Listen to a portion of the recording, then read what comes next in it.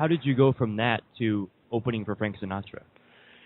Well, after my first appearance on the Tonight Show, as I told you, a whole new world opened up to me. I was doing all these talk shows, and one of them was Sammy Davis had a TV show, Sammy and Company, and I wanted to do that show because I had seen Sammy perform for years, and I just thought he was an amazing performer. And I did the show, and Sammy liked my material, and ended up taking me on the road with him, and I went on the road with him for 3 years, touring all around the country, and then working all the Vegas, Tahoe, Reno, Atlantic City, and all that kind of stuff, and then one-nighters everywhere.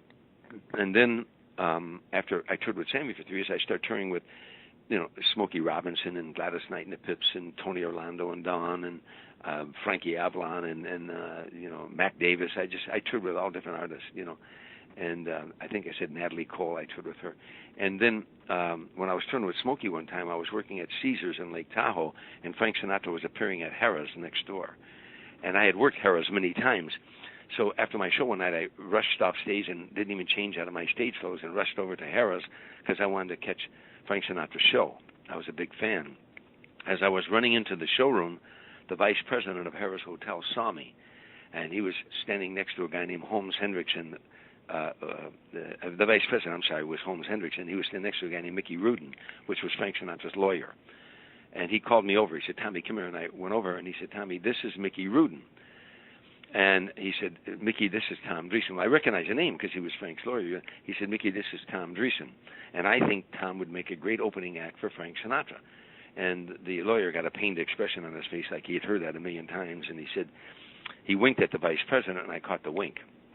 He said, "Hey, kid, if I gave you a week with Frank, would you want more than, say, $50,000? I said, "Mr. Rudin, put it this way. If you gave me a week with Frank, would you want more than $50,000? And he started laughing, and he said, "I like this kid." And a week later, they called me and said, we'd like you to work 1 week with Frank Sinatra in Atlantic City at the Golden Nugget. And I figured, great, I'll go get my picture taken with him, and I'll hang it in every bar back in Chicago, and that'll be great because I worked with Frank Sinatra.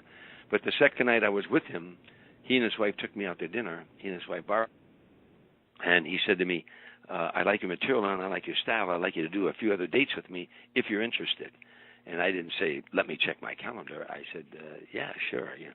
And so, I ended up going on the road with him, all over the country doing, 20,000-seat arenas and everything, and it became a friendship.